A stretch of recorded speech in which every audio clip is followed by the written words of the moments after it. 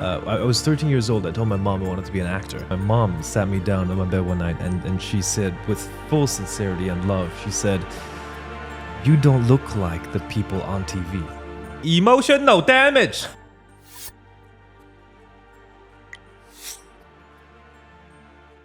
So for those of you who don't know, I'm here today with Stephen He. You might know him also by Stephen He. Yes. That's how the outside world might recall him. Stephen not only is a hugely successful creator, but also comes from over 5 years of theatrical training. Jesus, yes. And has plans to completely change the way that filmmaking is done. I do. You're actually going to make it profitable. Actually, yes. That's never happened before. I think what's crazy is you told me that on the production you did on Shark Tank with Joma and Jeannie and Two-Step Island, you actually made more money than you spent. Yes. And you had an actual shoot. You brought in production people. Yeah, we hired about 30 people. Insane. This wasn't you just filming with your iPhone. No, this was, we went pretty big. I decided to shoot 7 cameras real time, which was a pretty dumb decision now that I've done it. But you made money. That's incredible. You made something Yes. that people like to watch that you feel good about that actually made more than it cost. It absolutely made more than the cost. And there was a social impact as well that kind of shocked me. It was more than I expected. Like that week, because we had accomplished something that has never been done before, we simultaneously took over trending 6, 7, and 1. That week on the streets, I'd be in Chinatown and Chinese people would come up to me and say, "Yo, I've been watching YouTube for 10 years. Wow. I've never seen Asian people, all over the trending board, all over recommended, all over the suggested page." Yeah. I got messages like kids telling me, they're the only Asian kid in their school and they weren't so confident about it. But now everyone runs around screaming, "Emotional damage!" Emotional damage! And all of a sudden they feel cooler and they're more proud to be themselves. So that kind of shook me. And I was like, okay, there's more to just me making a video. It's actually quite impactful. So I grew up in the United States. Specifically, I grew up in Indiana. Okay. And nobody was like mean to me. Yeah. But I think there's a concept you internalize, hey, I'm different. And I just got so used to being around people who didn't look like me that the first time I moved to California, I called my mom up. I said, "You won't believe this. I'm not at a Chinese supermarket, H Mart. I'm not on college campus. And there's just like Asian people just like walking around." Yeah. I legitimately called her and I'm like, I am amazed. And I thought about it and Crazy. I just like felt a little bit happier. It's just like that extra 5% more happiness on a regular basis. Feeling like, oh, cool. I'm not just that guy who stands out. And then I also noticed everything I watched also didn't have people who looked like me in it. Exactly. Yes. And there's still till 2022. It's still like extremely rarely do you see a leading Asian star in a film. Extremely rarely. So I got to give like massive props to Shang-Chi, to the legends that lead the way. Henry Golding. But what a surreal moment. Yeah, Shang-Chi in particular. I remember just sitting there in the theater and I'm like, oh my gosh, like this is cool. Yeah, right? It's awesome. I love hearing your perspective because I find it such an interesting American culture. So I come from a very different perspective than you guys in the way that I came to the United States 5 years ago. Like myself, I bought a ticket and I came here. Wow. And I went through immigration and now I'm on a work visa to be in the United States. And I experience it as if like, okay, I'm coming to your country. I will, respect your rules and I will assimilate to your culture, the United States. And that's exactly why I say Stephen He when I'm speaking English. It's because, I'm... What's the correct pronunciation? He. So I was closer the first time I said it. You're good, yeah. But I have a feeling of, I'm in your land, so I will assimilate to you. Language and everything and behavior and manners and everything. But you guys are American. Yes. And that kind of like blows my mind. And I hear a lot of stories like the one you just told about being Asian in America and what that's like. So I'm very fascinated by that. What I especially love when you talked about taking the number 1, number 6, number 7 trending spots. Yeah. once upon a time, when YouTube first came out, it was so new and so weird. Most people didn't even give it a bother. But a few did. And early on, there were actually a good number of Asian American creators. And then everyone realized what a bonanza, what an opportunity it was. Everyone started coming in. You know, Steven, most days in LA, I find myself in gatherings and meetings where I'm the only Asian American there. And like, it's fine, except I notice it.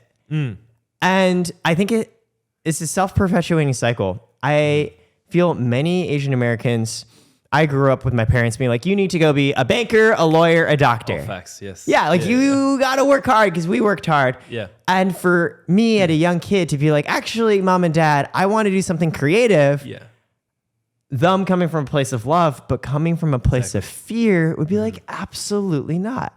And Absolutely, so I think that's why partially we haven't seen as many Asian American creators. And the ones we have seen, many of them, for example, I'm seeing Mickey Rai tomorrow, right? Who is a killer creator, but also comes from nursing, right? Jeannie Weenie had many different occupations before, including flight attendant, right? Stevie Oe, if I'm pronouncing that right, previously was an EMT. Joma was a software engineer. Yeah. Who worked at YouTube. Who worked, exactly. Yeah.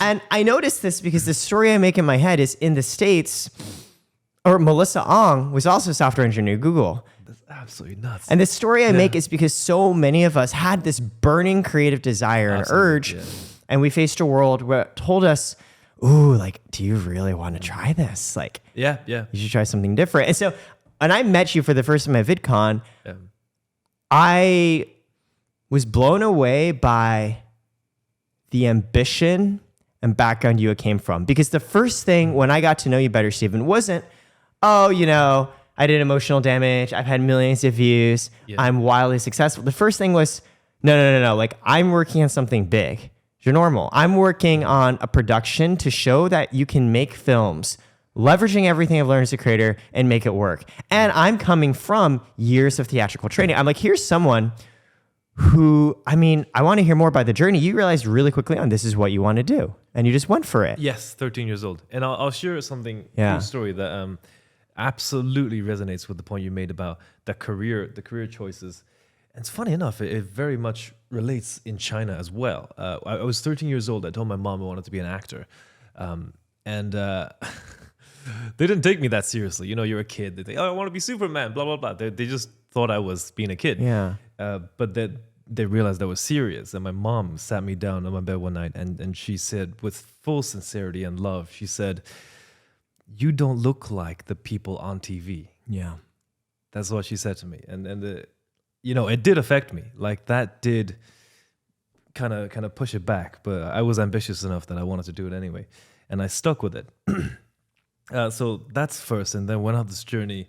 And now in content creation, I have found just so much more with, you know, just first of all, having a career, of course, making rent and stuff, and then actually causing impact that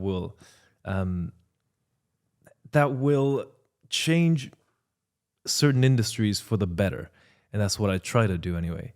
I think, I think we need to come along and reinvent, give the people better content to enjoy, give more opportunities to more, you know, people who previously wouldn't have had opportunities, like 13-year-old me. So that I'm very passionate about that. How did 13-year-old you power through that? Because that's insane to have your parents look and be like, Steven, nobody looks like you on screen. Why do you think you can do this? And the worst thing is I'm not even handsome. Hey, don't say that. Like a well below average looking guy. I think you're a great looking fellow.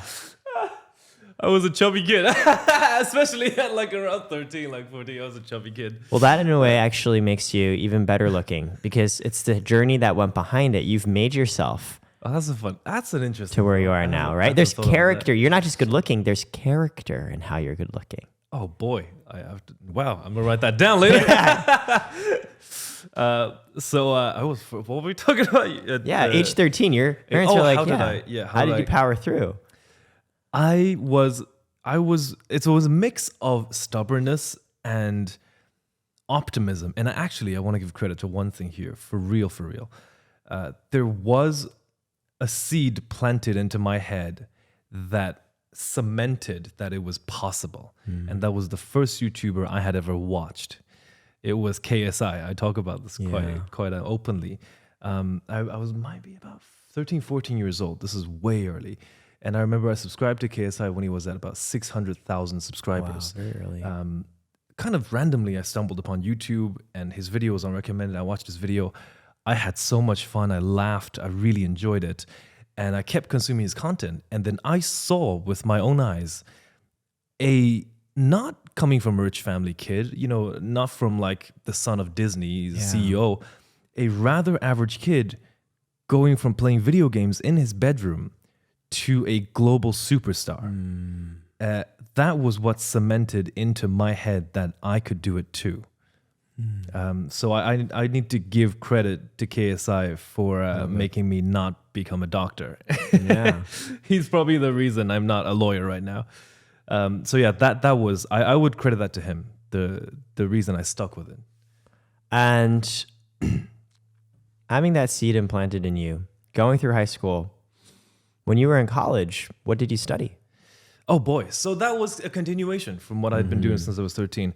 I started at 13, auditioned, did a bunch of theater, China, a little bit in Limerick. And then at 17 years old, the only thing I wanted to study was acting. And like my mom wanted me to get a university degree, like every Asian parent wants their children to do.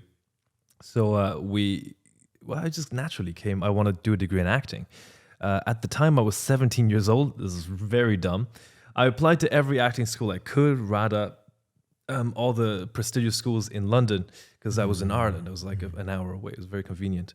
The only school I could apply to was a university. I couldn't get into any of the conservatories or academies because they legally cannot accept 17-year-olds.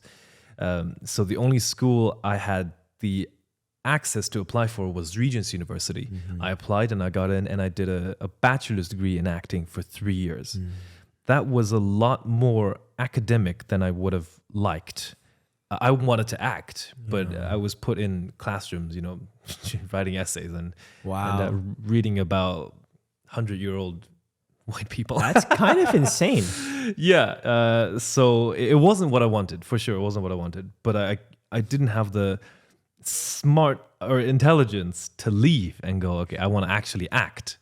But that happened. And then after that, I wanted to continue acting. I had already been doing stuff while I was in that degree, like theater shows, majority theater. I didn't do much TV back then, including some shows on the Edinburgh Fringe Festival, which is great. We had a run of 24 shows of a play there, and a bunch of shows around London, like Park Theatre. We were in Marylebone Theatre once. Wow. So I did a lot of theater in those couple of years. Then I was like, I want to continue education because I felt like I wasn't a good enough actor at the time. So I found one of the best acting schools on the planet. And this I stand by today. I believe it is the best acting school on the planet. It is the Neighborhood Playhouse in New York. This is where Sanford Meisner taught for many, many years. 58 years? I don't know how many exactly, but it's many years. And he taught many, many Oscar winners, including Alison Janney might be the most recent one. She won for Best Supporting Actress, I, Tonya. But legends. Diane Keaton, Michael Douglas, Gregory Peck, Steve McQueen. Legends. Yeah. So I went there, I studied, and that was a wild experience. That actually made me a capable actor. It also opened me up. I learned about myself, and I acquired the skill set of a capable actor would, like crying on cue 20 takes in a row, like stuff like that, or portraying a character well and with truth, like truthfully. That was 2 years full time, 9 to 6. In fact, it was often longer than 9 to 6. And then I went into the industry as a regular actor, auditionings, applying for jobs. I had great difficulty. I wear this proudly now. I used to be like ashamed, but now I proudly wear that. I did not fit in to most boxes that casting directors were looking for. First of all, I'm Chinese Irish. I'm from China and Ireland. I'm Irish by nationality. I immigrated, and I didn't look like Simu Liu, Henry Golding, Chris Pang. I wasn't the right height. I wasn't the right body fit. So I was rejected over 3,000 times during that kind of auditioning process. Not 3,000 auditions, 3,000 applications. Wow. Most of them didn't even make it to auditions. They wouldn't invite me in to see me. And then when they did, I had a lot of terrible experiences, like where I'd learn my lines for half an hour. I'd travel an hour to the audition room, wait in the audition room for half an hour. I get in. The casting director is behind a desk on her phone. And for the entirety, I do not exaggerate here, for the entirety of my audition, the casting director do not look at me. Yeah, that's happened multiple times. I hope that doesn't happen to any other actor who's trying to do that. But I did not have a good experience auditioning. And then the pandemic is when everything changed. All of a sudden, things just stopped. There were no auditions. I had booked a few jobs, and they just went on hold and eventually got canceled. That was when I had to take a good look at the industries and apply some strategy. Yeah. So the thing that kind of opened my eyes in that time, that was early 2020, was I noticed this extreme imbalance in marketing efficiency between traditional and new media. Yeah. I'll give a personal example for this. Like I did some research on Google because they have their marketing budget and stuff public. Google spent on average, I think, $34,000 that year for 1 million impressions. Mm-hmm. And this includes all the stuff that includes billboards, includes TV ads, includes, and I don't know what else, what other ads. And at the same time, my personal experience, I put a brand in front of 1 million people for $2,000.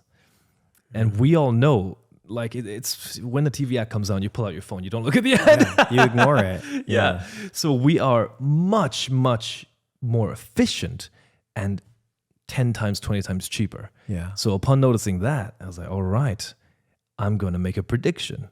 I'm going to predict that money is going to shift this way. And when they do, when they want inventory in this field, I want to be there. So upon that decision, I started the content creation journey. I studied many, many creators and all their videos, how they became successful. I put a lot of hours into studying the algorithm, which is, I think I credit my numbers, YouTube-wise, my numbers to my knowledge of the algorithm. And then started making videos. Made a terrible video, 10 terrible videos, 50, 100, 200 terrible videos. And by video number 220, I got my first paycheck. I'd earned $1,000. And with the $1,000, I bought that camera right there, Sony A6400, massive shout out. And then that camera shot another 100 sketches or so for me. And that's how we slowly built to, first of all, having a career, being able to pay rent. I was over the moon. It's like I struck gold. I won the lottery to be able to just pay my rent. And then the business grew bigger. We brought on bigger people, and now we're going into much larger directions of, rather than making a video and making money, of how do we show the industry that this can be done, and by that effect create a movement of change in both the new media industry and the traditional industry. So now we're working on that kind of cool stuff. Especially, you mentioned a few things that really resonate with me. You said previously this was a source of shame, and now you own it. Failure. No, seriously. Failure management, specifically over 3,000 failed applications and auditions, over 200 failed videos. Absolutely, yeah. When we talk about failure management, it's a funny line, but it's also one of your greatest strengths is you can stand there and get punched in the stomach repeatedly. Yeah. And you kept getting back up. Yeah, I want to share a few thoughts about this. I hold very dear to my heart, and I legitimately want to do this for humanity. I want to de-villainize failure as a concept, because it's a disease. We can't villainize failure, because every great thing came from thousands of failures, like Edison says, and like people who's been there. And so I want to represent it in a positive light, because failure, no matter what you're trying to do, especially if it's a largely impactful thing, failure is not an obstacle. It is the road. That's a strong belief of mine, and I want to do that for humanity. I want to share something else about in the beginning how I thought about it, and it's very Asian because it's pure math. Yeah. It's pure numbers. Here's how I thought about what I was seeing. I was seeing my rejections, and I was seeing those who I looked up to, like Timothy Chalamet, who's an A-lister at 22, 23 years old. There are lucky ones who got hit first time. I don't know if Timmy's one of them. He might not be. I don't know. But there are. No doubt there are. Like sons of Disney CEOs. Like that's what I'm talking about. I would consider them the lucky ones. But it is really easy to win a 1 in a million lottery. It's not easy. It's simple. You just have to lose a couple million times. And I crafted kind of an identity from that. In our field, we're trying to be 1 in a million. We're trying to be the absolute lottery winners. There are lucky ones, and then there are unlucky ones. The lucky one buys a ticket and wins by chance. The unlucky one wins by losing millions of times. I would much rather be the unlucky ones because we can win as many times as we want. Whereas the lucky guy cannot get a second lucky ticket. So I pulled that across, and now when I look at everything I do, I expect a lot of failures, a lot of rejections. In the process of building Ginormo, so many things went wrong. So many things. The whole process, like of the about 8,000 work hours put into Ginormo from over 100 people for 8 months. Yet there's still more to go. We're not done yet. So over that time, I'd say more than half of the time was dealt with fixing fireballs, things that went wrong, things that did not work. So yeah, that's how I feel about failure. And if I can share that with the young generation, and so they're able to wear their failure proudly, I believe that will create more positive impact for humanity. I love that point on the lucky lottery winner. Say that they want to pull a lottery ticket again. They haven't built up that resilience when they pull it's a dud to keep going for it. And what you said, hey, the unlucky one, you've already built up that stomach. Take thousands of those punches, and you got your first one, and you're more than happy to sit and take 1,000 more. Exactly. And you actually can get more. That's it really empowers powerful. you so much. It absolutely empowers you to not care about what everyone says. Like a lot of people say, in the beginning, right as I made the discovery about the imbalance in the two industries, I was so passionate that I told all my friends, guys, you've got to start creating content. Guys, that's where it is. Everyone looked at me like I was nuts. They laughed at me. They were like, haha, yeah, sure, you do you. Good luck. No one took me seriously. Even my closest friends who loved me, they were still like, good for you, mate. Do you. But none of them joined. So to have kind of the resilience to take that head on and continue getting back up when everyone's laughing at you, that just enables you to do so many things in the future. It reminds me of a concept where anytime you're trying to do something new, half the people out there are going to think it's brilliant because there's probably some reason why what you want to do makes sense. And half the people out there think you're a fucking idiot. It's so funny. Because if everyone thought it was brilliant, it's already done. It's precisely because it's still not sure. A lot of people are going to think that you're dumb. Yeah. And then it's all about, and I've thought about it, right? Because these were the questions I was thinking about when I wanted to leave and do a startup, right? Yeah. And I, for a very long time, was very scared and went the very traditional corporate route. I went to Harvard. I worked in investment banking. I worked in consulting. I worked at Instagram. Yeah. And that's why I so admire you at age 13. Be like, I'm going to go for this, and you're just sticking with it. I had so much fear. I took a much longer time because every time I'd run into somebody who said, you're an idiot, I'd be like, I guess I'm an idiot and maybe I shouldn't do this. Yeah. And it took me a very long moment until I was like, Okay, but like, what if they're wrong? Right. Okay. Yeah. Yeah. Like, what if they're right? What if structurally, anytime you do something new, there have to be people saying you're an idiot? That's exactly why there's opportunity. And so in a weird way, both you and I, My God, that's very fascinating. I came up with different analytical structural ways to go through the pain. You're like, well, I have to fail a million times and work to pull that one lucky lottery ticket. Yeah. This makes sense. Yeah. And I was like, exactly, because it's new and promising, people will think I'm an idiot. Because otherwise, it would already be done and there'd be no opportunity. Oh my God, I understand your perspective. It is so bloody smart. Wow, that's so smart. And so now when I'm trying to do something new and people are like, that's dumb, I'm like, thanks. Thank you. That's how I know there's something good here. That's how you know at least no one else has tried it. Yeah, that's how I know it hasn't been conquered, because you think it's really stupid. I'm like, well, maybe I'll be that stupid guy. That's fire. I love that so much. But in a way, it's actually, it is failure management. It's different structural ways of being like, I'm okay with putting myself out there, really try and have myself slapped down. Yeah. These like mental defenses. Ugh. All right, so Okay. we're going to do something. For those of you who don't know, Steven and I, we're going to play a game. Okay. It's based on 36 questions to fall in love. The New York Times, they wrote a study where they brought together pairs of people randomly selected. You know what's so meta right now? Yeah. I watched you on this podcast talk about this exact thing on my feed. It's all a simulation.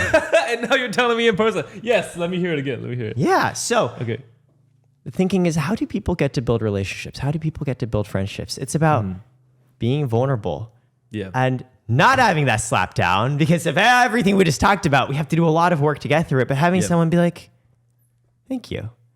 And let me reciprocate that. Let me share something vulnerable back. That's how you actually get a deepen relationship. So they had pairs of people go through these questions, and many pairs became friends. One pair did marry each other and truly fall in love. Wow. And so for me, that's, I'm like, well, I hope to get to know you better. So there's going to be 3 levels of questions, and we're going to start off by doing eye contact. 3 levels of... 3 levels of questions, and we start making intimate eye contact with each other. And whoever looks away first or blinks first has to pull the first question. Okay. Are you ready? Yes. I feel like you, having gone through acting, education, and school, will be very comfortable with intimacy. A lot of people won't. Yeah, that's right. That's right. All right, 3, 2, 1.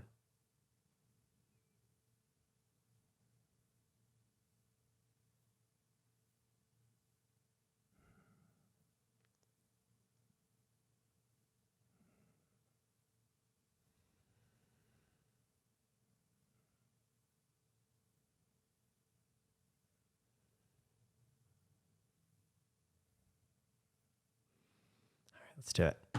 Okay, cool. That felt, I've never had someone sit with me that long. Really? I'm quite surprised. I really think you talk about failure management, but really you've learned the art of being vulnerable over and over again in the face of an uncaring world. And I think to sit with someone and make that sustained moment of intimacy, I think upon doing this initially, felt really scared. And I think a lot of people feel that.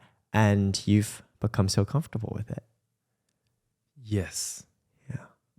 Yeah, that's the acting classes. Well, me having dabbled and taken a few acting classes myself, I think it's just being more in touch with you and getting comfortable with that. Okay. So we're going to pull these questions. Okay. Here's the first one. Do you think plants thrive or die in my care? Explain why. That's a good question. I hope I didn't. I'm sorry about this. I hope I didn't. Go for it. Go for it. Thing.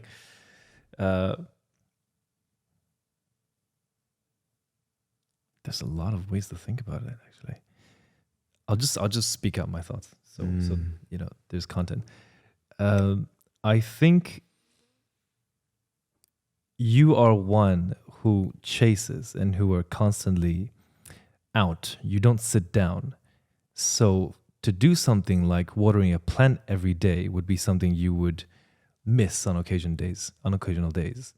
And I'm very much the same. I relate to that. And something that comes out of that is I believe we are similar in the way that we are bad at things that regular people would be good at, like holding a relationship, like remembering to take our girlfriends out on a date, things like that. Yeah. So I believe the plants will die in your care. 100% right. One of my friends once gave me a cactus knowing that this might happen. The cactus still died. Still died? How do you even kill a cactus? I don't know, Stephen, but I found a way. Yeah, I think of myself as an incredibly imbalanced human being. Probably something when I was a kid tied to not getting enough validation and love. And in a way, I was striving, earning to do better, to be better, to feel that. Mm-hmm. I think when I focus on things, I get unhealthily obsessed with them. Yeah. And everything else falls to the wayside. And so I've now, over the past 2 years, tried to construct my life so that unhealthy obsession comes off as a positive. So as an example, okay, turns out in doing a startup, an unhealthy obsession can be a very good thing. Absolutely. Yes, I agree. Because in the early days, there's nothing. And if you don't care, nobody else cares. Yeah. And even now, we've been doing Carrot now for 2-3 years. We've actually reached a stage where it's no longer there's nothing, there needs to be something. Now we have processes and people and employees and systems where I'm now realizing sometimes that unhealthy obsession again is becoming harmful. Like, for example, doing this podcast has been my obsession for the past 2 months. Fascinating. Okay. Again, I've never done content before, and yet there's some part of me that always wanted to. And the way I justified it to myself was, you know what? I normally be really scared, but number one, it's going to help the company. And number two, this is the type of content that I want to do anyways. I actually want to get to know you better. So I'm okay investing myself into this. Yeah. My co-founder came to me the other day. He's like, hey, it's great that you've been focusing on the podcast, but like, you realize there's like a lot of other things you need to do as co-CEO. Like, there's a lot of plants that need watering that I have not been watering because I've been so focused and excited about doing this. I see. Okay. And so I'm still learning I know when I care, I go in really hard, and I'm still learning to like, okay, cool. Like, how do I balance that in the realm of all the other things I need to do? And I think I respect the challenge, man. More and more, it's, I think, maybe like finding other people to take care of those other things. Okay. I'm not sure. How have you figured this out? I'm going through this right now. Yeah. You might have seen my Instagram story this month. I'm doing a thing called Crunch Month that I designed to challenge this exact challenge. This exact challenge. I am the same in that I work best focused.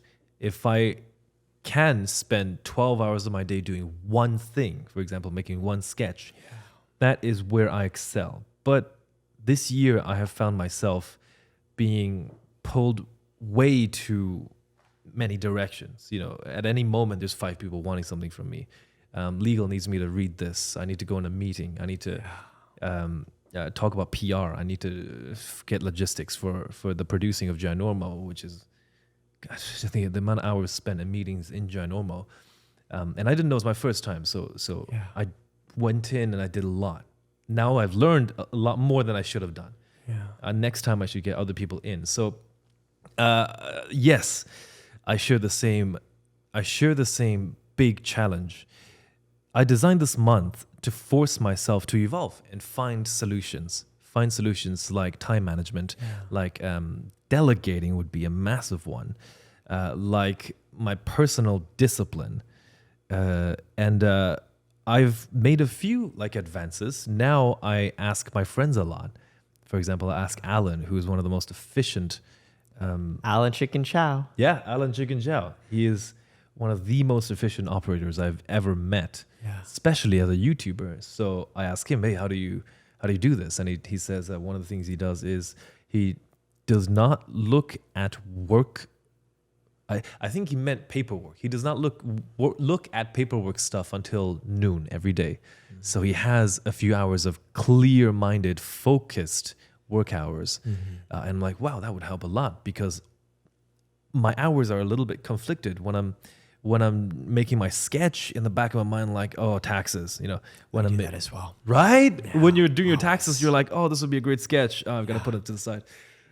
So I think asking my friends is a large help. And by the way, you're way ahead on this challenge than I am. There's a lot I want to learn from you as well. Other stuff I found are fitness and health. They will just enable you to operate better in general on everything.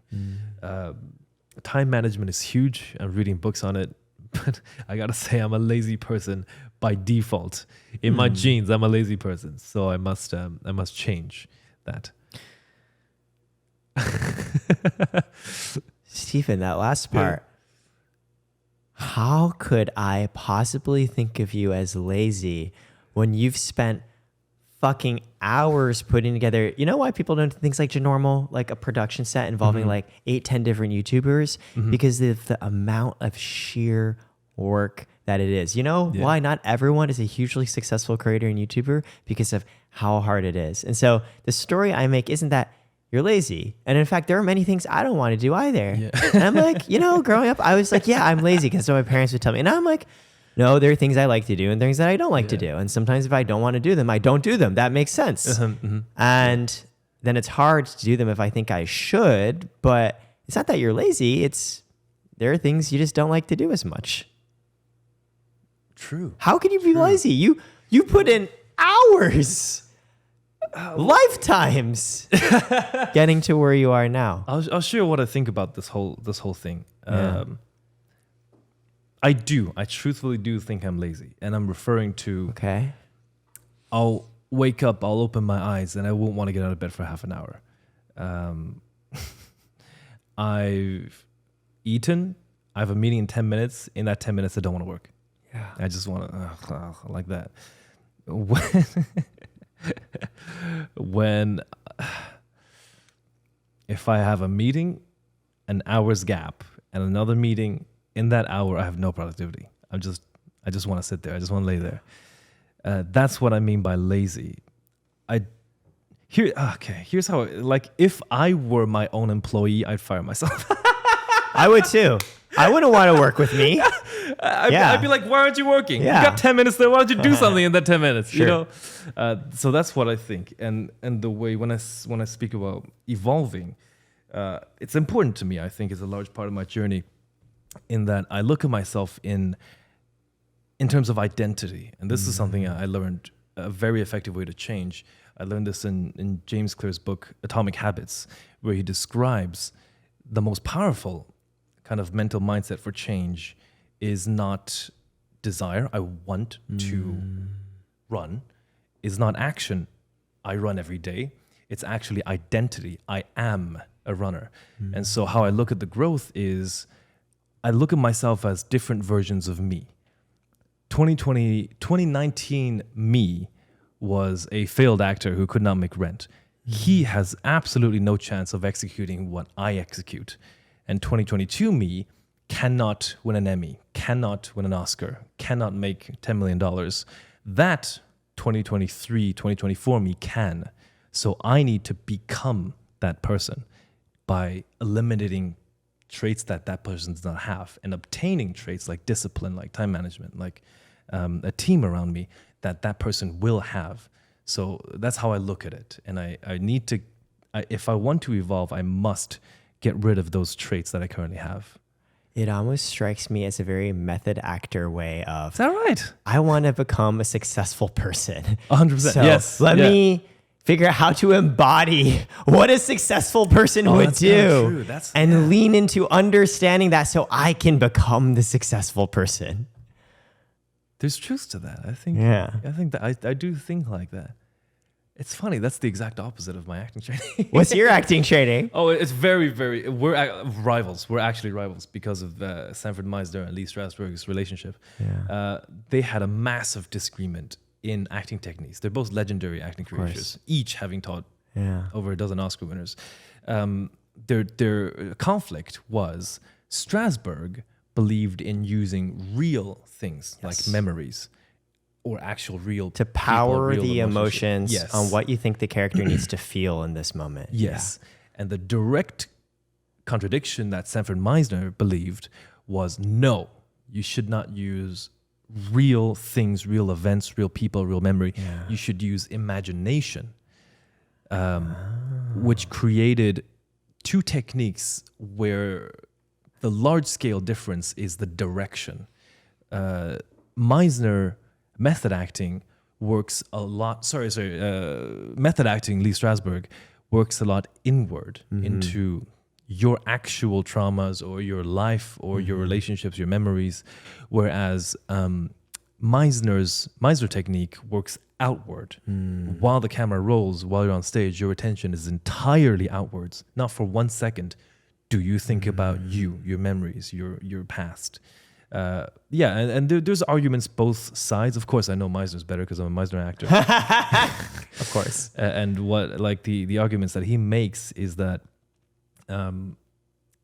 imagination is the reason why there's emotion in the first place. When a person hears that their dog died, the information doesn't give them any emotion. What comes with emotion is the imagination of, oh, my dog would have loved to walk today. Oh, damn, it's Sunday. He always likes to do this Sunday. That's where the emotion comes Yes. The actual information doesn't generate emotion. It's the imagination that your brain runs that generates the emotion. And other arguments are like, it's not harmful to the actual actor. Whereas, I wouldn't know this, but a psychologist would know better.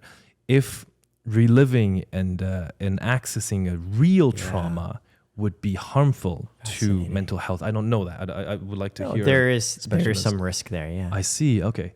And the other argument is that imagination is infinite. Your real life memories and stuff lose impact. Like, I hated a guy when I was 12. I don't care about him anymore. So that memory has lost impact on me. Right. Whereas imagination never will, because each time it's different. Fascinating. And so you're picturing yourself changing your identity from failed actor to, hey, successful creator, but not going to win an Emmy, to maybe the type of person who is and will. When you think about getting there, is it then tied in any way? Like you mentioned all these habits you want to start doing. What's motivating it? Is it like, this is what future Stephen would do, and so to be like him, I need to do this?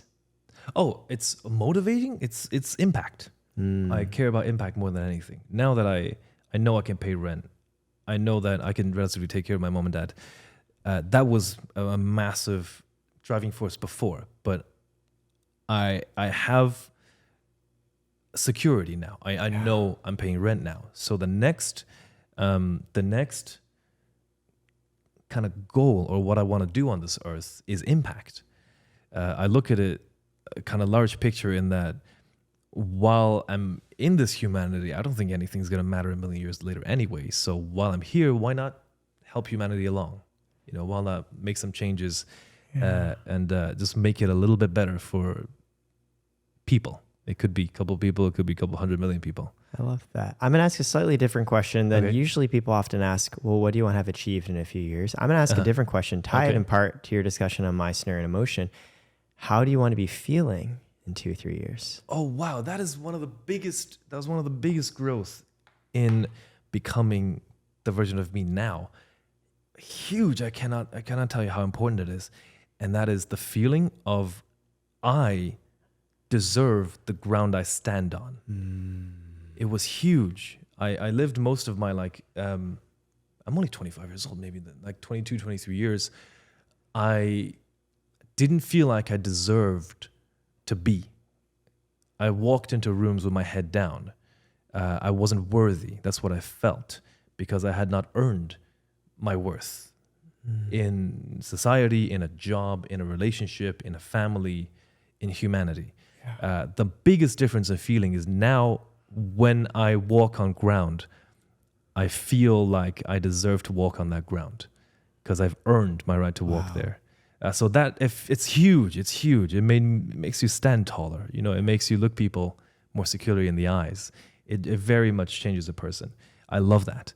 The next feeling, the next level of feeling, that's very fascinating. I like to look people in the eyes knowing that I caused a positive change. That's my place in the world. I brought something positive into it. And I feel like when I get that feeling, I would be less insecure. I would have less of those kind of emotions, competition, things like that. I would feel more comfortable letting other people surpass me and then helping them surpass me. I wouldn't need to fight for the number one spot anymore because I'm comfortable in being me. So that, I think, is the next step. It's like Jim Carrey's, ultimate form. I feel like that's the next step. I'll tell you a huge positive change in my life because I met you when you told me about taking acting lessons. Part of me, I didn't think of it for like 3, 4, 5, 6 weeks, but it was in my head floating. And that's why I was like, maybe I should do one too, because it's a side of myself I've always wanted to explore. Fascinating. And I've really enjoyed it. And that's something I wouldn't have done had I not had that conversation with you at VidCon. Oh my God. Wow, I see. So it went really far. That one conversation went really far. I didn't, to be clear. It's not like, I don't think human minds work like, I talked with you. I'm like, let's go do this, right? I didn't think around that particular facet consciously much at all. But I think so much of who we are, it's not just what we're thinking, it's our unconscious. And I think there's a part of me that heard what you said and sort of just sat on it, sort of considering it. Because see, sometimes, right, you wake up one day and you're like, I'm going to start making YouTube videos, right? I woke up one day, I'm like, I'm going to go do a company. I'm going to go into acting school. Yeah.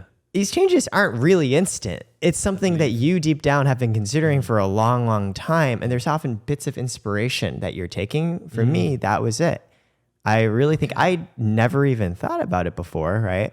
And then you mentioned it and I was like, And then I met someone else who also mentioned it. And then you're like, And then one day I woke up, I was like, this has now overcome the activation energy to go and actually look into this and sign up. Wow, that is the most technical way of describing that. Activation energy? Yeah. I need to write that down. Okay. Because life, it's about inertia. Like, we talk about habits, right? Okay. And in a way, you're describing to be future Steven, who continues to feel more secure having earned the ground I stand on and looking people in the eye saying, I've made a positive change in your life and being able to win an Emmy. You're saying part of it is you're starting to take on the habits of that Steven. Yeah. And I think habit, in fact, is this whole bodily mentality of tomorrow is going to be like yesterday, right?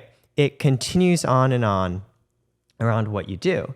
And it's so hard to change your habit. It's so hard to change that bodily sense of, I want tomorrow to be like yesterday because it's safe.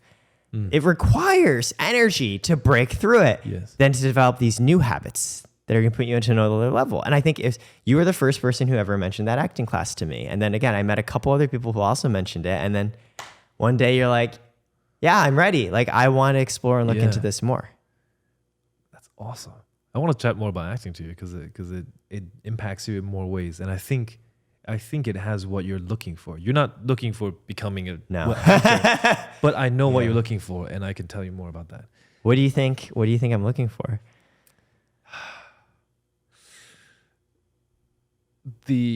What acting did to me.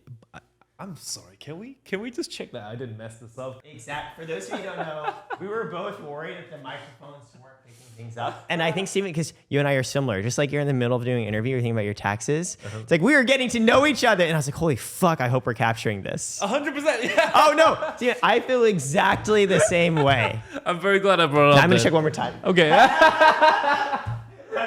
That is so funny. Now, I really think, when you said that, I was like, I really get that. Dude, the second I met you, I knew we were very similar people. Yeah, it was great, man. So, acting, what you think I'm looking for? Man, we're about to get truthful. A large part of being a good actor is understanding your instrument.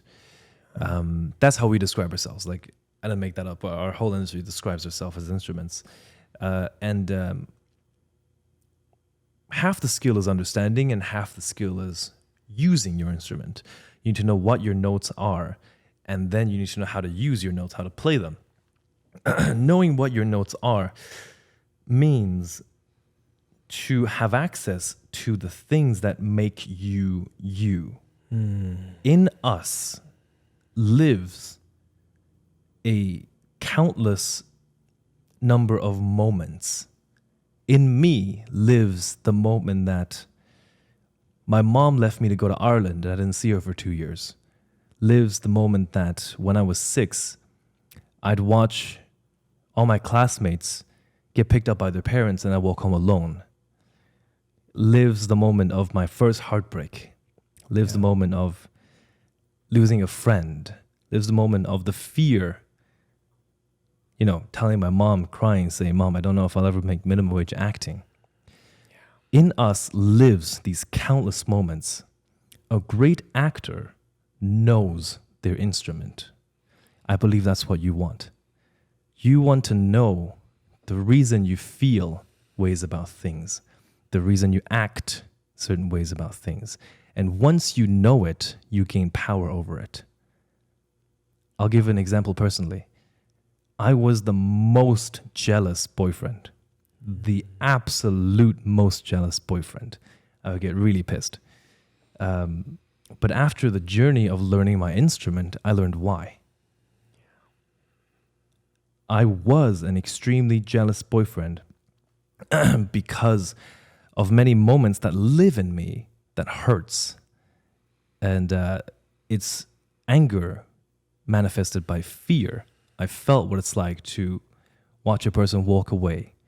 And I don't feel I'm worthy of dating the girl who's looking at a hotter guy, making more money with a better job. That fear became the anger that is jealousy. So that's just one aspect. But once I learned my instrument, that is these millions of moments that live inside me, I gained power over it. I could calm and tame what lived inside me. Anger, jealousy, fear, feelings of inadequacy, insecurity. That's what I think you want. I love that. Thank you, Stephen. And then if you want to become an actor, just learn to use them. Flip them on for 20 takes in a row in front of a camera. And you're a good actor.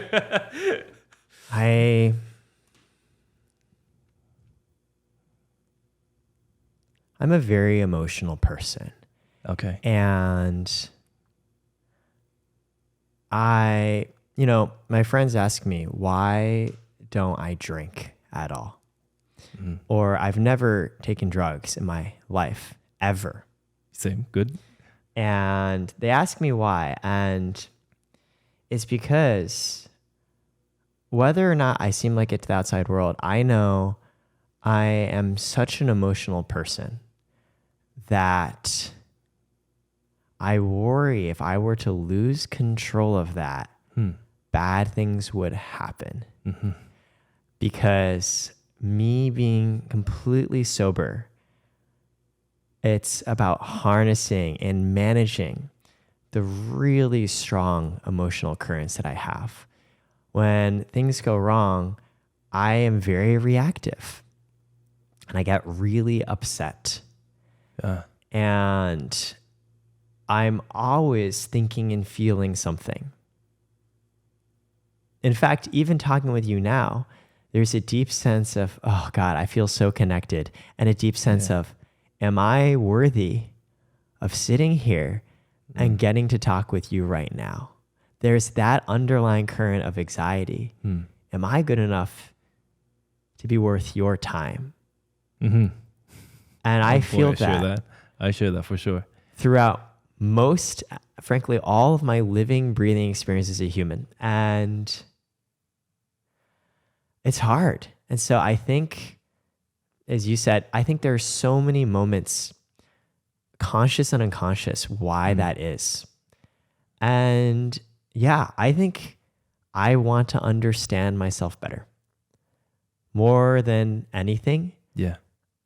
So when you talk about thinking about acting as you're an instrument, and if you want to use it well, you need to understand it first. I'm like, yeah. I'll share, you mentioned early on around taking care of plants that maybe I might not always be good at relationships either. Yeah. That's really true. Dude, I know. I'm the same. I'm Yeah. exactly the same. And I often find myself dating people who are very emotional. And I thought about it, and it's because I'm emotional, right? In some ways, the person you date is attracted to you and you're attracted to them for a reason. I don't know if you're familiar with attachment style. Have you heard of this before? No, I don't think so. So it's this concept of the love you received as a child dictates how you receive love as an adult. And if your parents were always there for you with unconditional support and love whenever you needed it, you were very secure. And if they weren't, one way you handle it is by becoming anxious, desperately seeking out that validation and love from the other person, that they still care about you, that they're still close with you. I see. Okay. And the other is you become avoidant. You deal with the fear that they don't like you anymore by pretending to yourself that you don't really care. I see. And what happens is anxious and avoidant people date each other because they both fit into each other's stories of what they fear is the worst that could happen to them. An anxious person forms a story around, I have to work so hard for love because the other person's always going to be trying to draw away. An avoidant person has a story, I have to protect myself because people who get too close to me, bad things are going to happen. Yeah. The two affirm each other's stories. And an anxious person dates an avoidant person, it's like, yeah, I have to keep trying. But if they date a secure person, they don't have to try. And then it feels weird because they've learned to associate love with trying really hard. You have to earn it. You don't earn deserve it it if you don't earn it. And if I'm not working for it, then I don't deserve it. Yes. And I think for me, there's this huge perception in my mind, Stephen, I have to earn love, which means I date people who make me feel like, yes, I am earning it. And if I'm dating people who don't make me feel it, then I feel weird. I'm like, oh, I don't feel connected to you. Why is that? I don't understand. I can't believe that. I share the thought that I don't believe love until I earn it thought. I believe the same for myself. But I think I've found comfort with it. Yeah. There is I often think of it as a value exchange, which is very void of emotions. Here's what the value I provide, and here's the value I receive in return. And if they are equal, that is a good relationship. If they're unfair, then it is an unfair relationship. So I very, very much relate to that. And I wonder what the solution is for us. I don't know, man. I think part of maybe that's why I'm taking acting classes, to understand myself better. I have a feeling once you have faced the moment that live inside you that causes this, you will be able to wield it. You'll be able to tame it. And I have a feeling then, instead of being a victim of the moments that live inside you, turn them into a strength. You know, if they're not working for you in relationships, then just tell them, hey, I'm chill now. I don't need to feel this way of insecurity or fear or anger. And then when you do need them, I need to become the best at this. All right, let's fucking go. Power up, Naruto Ninetales mode. You know what I'm saying? I get it. Yeah, I do believe it'll help. I do believe so. I feel like, first, the very initial thought you shared here today was, hey, I'm about to share with you my story of going on auditioning, having over 3,000 applications and failing every single time and worrying about making minimum wage and not supporting anyone. And you said, I feel a lot of shame around this. And you shared it anyways. Yes, I do. Yeah. And I think, you know, in one of my previous discussions with actually Nas Daily, that's the first time I've really started to share openly, like, yeah, like I was fired from my last job, right? Okay. Because I felt and still feel a deep degree of shame associated with that. And I see. Okay. am now understanding, it's like you said, when you feel shame, it's because there's a sense of, I really fucked up and I'm a victim. And now when I share this with him, when I share this with you, it becomes slightly less bad. Like, hey, maybe it's not a thing to be ashamed about. Maybe it's something to feel good about. When you told me your story, I know that you felt that degree of negative emotions before, but I'm listening to, I'm just like, wow, that's someone I admire so much to just keep trying. I, in fact, feel so much more admiration than that guy who just pulled the lottery ticket and just walked in and got that role. And I think I'm learning that the moments of shame and vulnerability that I feel with the people that I care about and trust, they don't see it as weakness. They see it as strength, because it's actually harder to open up on those moments. You're so right about that. You are, especially for men, given our culture. Yeah. It is extremely powerful, and everyone will respect that. I didn't do therapy for years because, Yeah. I grew up in a household where like we were just like, this is what weak pussies do, I've never been to therapy even till this day. Because it's really scary. And I tried it and it never stuck until at age like 28, I had a moment where I was like, oh my fucking God, like I don't know what the fuck I'm doing with my life. And I would like be in conversations. I remember going to a coworker and being like, do you think I need therapy? And she's like, I don't know, like what's going on? And I started talking to her. And then this is at work, by the way. It's like a coworker. I'm talking to her about this because she was so open about her mental health journey. Yeah. And I was like, okay, here's someone I can ask about. And I'm like talking to her and I'm like, oh, I'm crying. That's weird. And she was like, yeah, okay, you should definitely do this. And I was like, huh, wow. All right. And now I've been doing it for 3 years. And yeah, it's been really helpful. Good. Yeah. Oh, yeah. You acting will absolutely help you there then. I still haven't been to therapy. Yeah. But I know myself. I know the moments that live in me. Yeah. And I have gained control over them to the point where, to the skill set of an actor. So, yeah, I feel comfortable being me. That's great. Like that, I might call that the most definitive point of where my mental health is. And it is this absolutely undoubtable point that there is not a single person on this planet that I would rather be than me. If I could switch places with Tom Holland this second, I would no chance much rather be me than Tom Holland. Yeah, having power over the moments that live inside you, I think will give you great strength. I love that. I also bet Tom Holland's gonna watch this and say, "Fuck you, Steven! Why don't you like me? I love your videos." You just broke his heart. Oh boy, how can I break his heart? He's got everything. Let's. I think we're ready for level 3.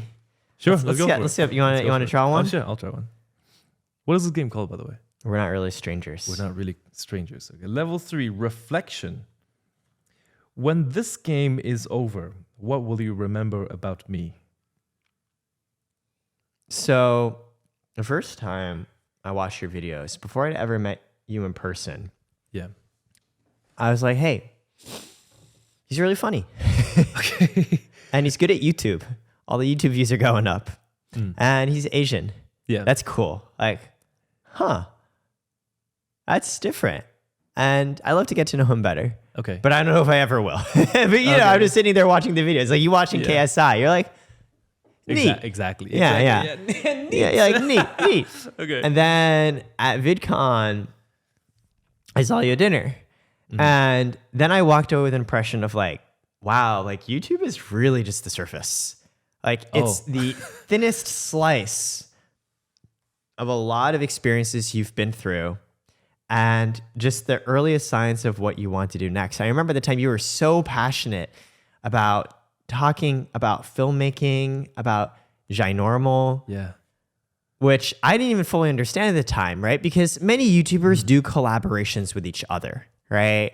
It's very common. And at first I was like, oh, it's like a big collaboration. And I'm like, oh no, actually, this is you trying to take the best of what's worked in the YouTube world, which is like, hey, like here's an iPhone, I'm gonna shoot myself and I have millions of views with Hollywood, which is scripted narrative and traditionally way more expensive to reach an extremely high level of cultural impact and outcome. And you're like, well, why can't there be something in between that does a bit of both, right? And there are a very few number of people like you trying to do it, right? Usually people are all like, oh, like, how do I become the biggest YouTube TikTok star ever? Or maybe how do I use YouTube to break into acting? Or, oh, like I come from the traditional filmmaking world and I guess this is like what brings in the bills. And in a weird way, you're kind of doing both. And I walked away being like, wow, like that's really impressive from like a business achievement perspective. And now I think the biggest moment I'm going to remember is you're like, hey, you sharing all these moments you've had and learning to own them, because to understand yourself better as an instrument, as an actor, to believe you've now earned the ground that you can walk on. That's what I'm going to remember now. Interesting. Okay. Yeah. That had more impact than the business stuff or the videos or the filmmaking stuff. Because here's why. Yeah. When I was just looking at your video views, I'm like, wow, like Steven's accomplished really great things.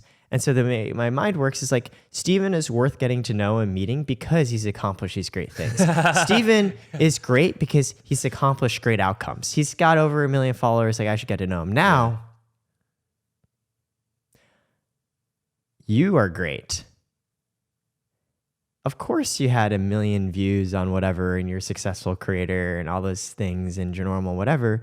How could that not happen? Oh, the things that underneath. Because of who you are. You aren't great because you did great things. You did great things because you're great. Can I share something about that? I can't believe you're like completely affirming this. This was a journey. I know for a fact I wasn't great. Far from great. But I believed through what I saw that what makes a person successful is not circumstance, it's character. Yes. And that's when it started the evolving identity journey.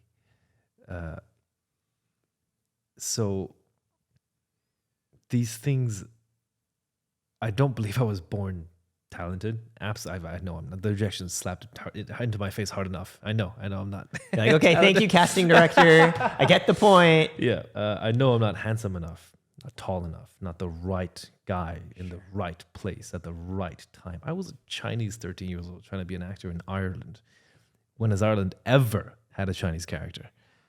I was in the wrong place at the wrong time, in the wrong situation with the wrong resources. But I believed that character is what made a person successful, and that makes every other one of those things irrelevant. And so I started on this journey of becoming this person who was capable of doing these things. And I'm still on. I have a very, very far way to go. So thank you very much for that. I'm very, very grateful that someone kind of sees it.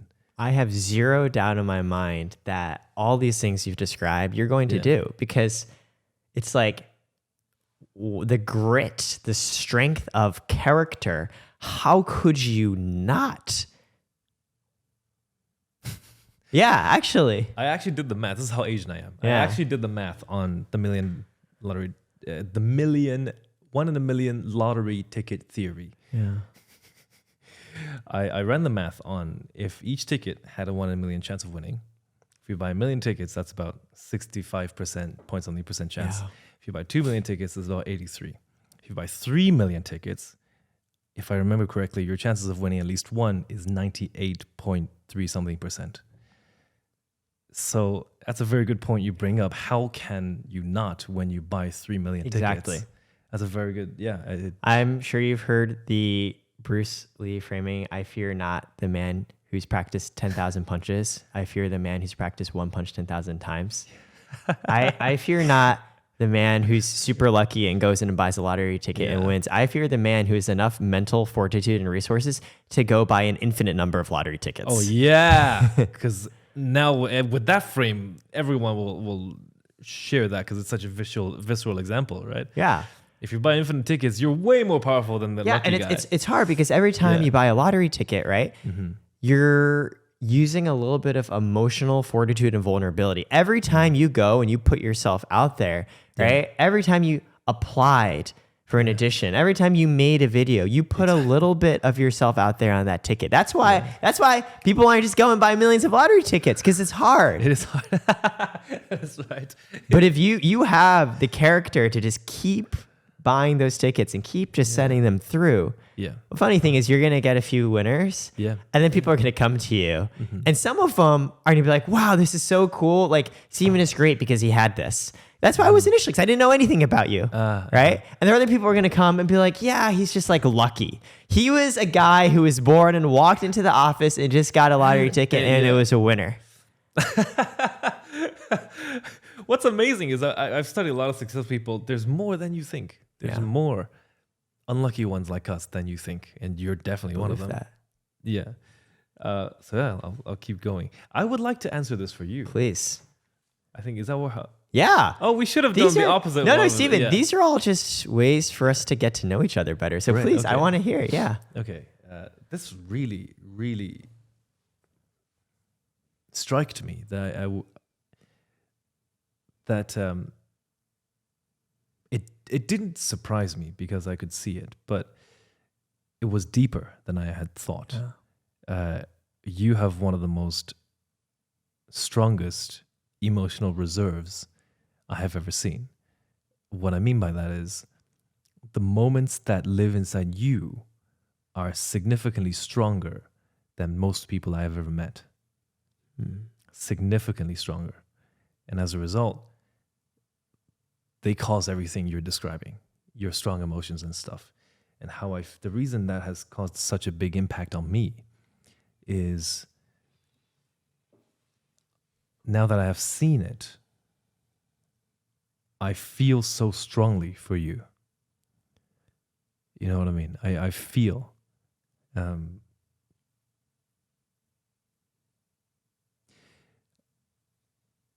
I wish, had I power, I wish the world would have treated you better, because I think you deserve better. That's the impact that you've had on me. The way I see it, Steven, the world is treating me better because I get to meet someone like yourself, get to actually know you better as a human being, and to hear you share that with me. I mean, to me, the highest power of all is just like God, friendship, right? Like, think about it. Like, we come into this world alone, and at some point we'll die alone. And that's okay. Because if I can meet people who I feel understand me, and I can understand in turn, that's the most precious and valuable of all. And I'm like, Steven, you've been through so much. So to hear you say that to me means a lot more. Like, I would rather, I guess we're just going to keep shitting on Tom Holland today. Tom Holland came in today and he's like, Eric, you're a cool guy. I'd be like, okay, cool. Like, thanks, I guess. But like, you don't understand me. Like, Nito. Yeah. Like, how much do they pay you to say that? Hashtag Spider-Man 4. Go watch it. Go watch Spider-Man 4. Yeah, exactly. Yeah. And I'm like, well, it means a fuck ton more coming from you. I see. Thank you. Yeah, that struck me very, very impactfully. Awesome. Should we do more? Let's do it. Let's do a couple more. All right.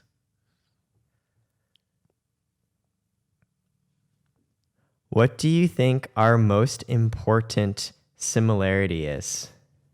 We're like the same person. We're practically the same person. Most important? There's so much. There's so much to choose from.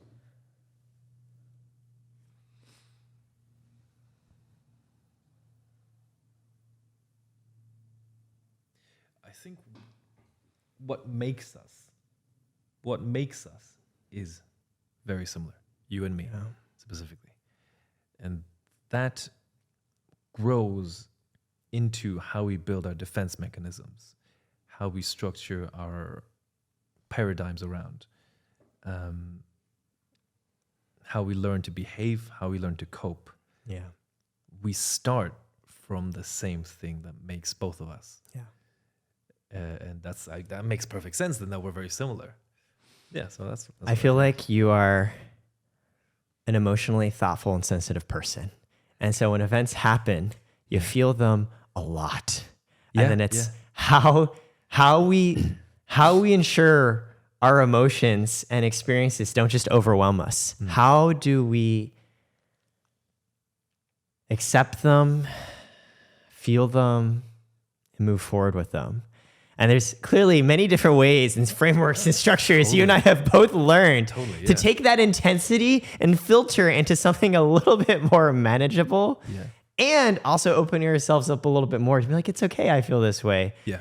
All in an attempt to, I feel so many things. And how do I manage that? Yeah. It's funny because, people would look at you, Stephen, and just be like, wow, this guy's just like hugely successful. Like, of course, like this must be so easy for him. Oh, like they don't have any problems. Yeah. Like, like, and no, it's super hard.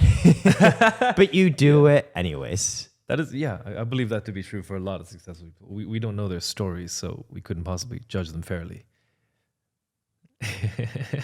Nice. Okay, so my turn. Yeah. Let's go for it. Let's do this last one. All right.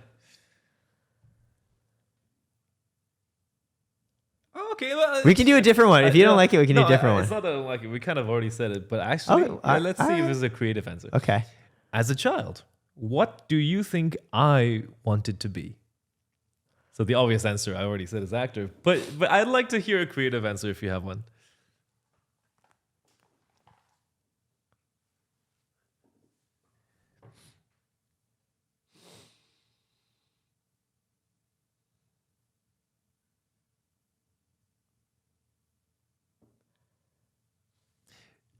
My first thought was, I think you and I, what would it have been like if we met as kids?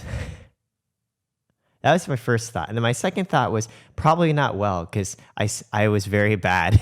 Yeah. Like, I was very bad at like being friends with people. So Okay. and then I was thinking about, okay. I still would have liked us to meet anyways. And I think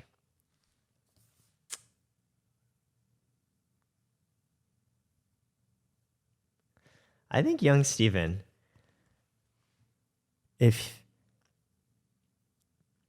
he could meet you as you are now, and you can meet him, and you could sit down and tell him everything that you just told me, like you're gonna go through thousands of failed applications and tons of people thinking you suck. You're gonna wake up one day and realize that you don't look the right way. You're not the right place. You're not in the right networks, and you're gonna fail. Yeah. And you're still gonna get through it and feel a degree of success and love from friends, supporters, and relationships, and from the world that you never would have thought possible. My thinking is young Stephen would have been like, maybe this is what I wanted all along. Just to feel recognized and appreciated. Well, that's core. That's core. Everyone, in fact, I believe most actors this to be true for. The reason I became an actor is because I wanted validation. Yeah. I wanted people to appreciate me and to make me feel like I deserve to be. Just be. Yeah. So that's why I wanted to become an actor.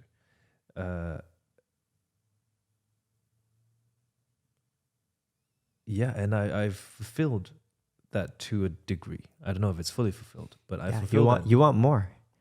You want Stephen of 2022, 2023, 2024. Oh, much less now. Yeah? Much less now, because the direction is different. For the last couple of years, the direction was I wanted people to validate me that I deserve to be here. And now the direction has changed to them. I want them to be able to benefit now. And if someone else comes and takes the spotlight and no one even knows that I'm behind it, I don't mind, because they matter more to me than I do now. Wow. So it's a bit of a difference. What would you tell young 13-year-old Stephen if you? Oh, I'll be absolutely honest. I want to avoid it. So, like, for example, if I magically time traveled back to like 12-year-old Stephen, and I saw him around the corner, I was like, oh my God, there he is. I would hide and not affect him at all because I really don't want anything different. Wow. The way that is me, I feel like is the absolute best possible. What a statement. You're like, I don't need to tell him anything because he is going through shit and I want him to. Yeah. That gave him, which is now me, great power once I learned to wield it. So yeah, I when I said there's not a single other person I'd rather be, I mean that. So if I change 12-year-old me, he might turn out to be different. So I'm just gonna hide and watch him go through his day. No, to let him grow into the man you are now. Yeah, with all of the trauma, the hardship, those moments, he needs them because without those moments, he'd be less powerful. You wouldn't be you. Yeah, true, yeah. All right, Steven, I think. Yeah. Come here, give me a hug. Bro, we're gonna be friends forever.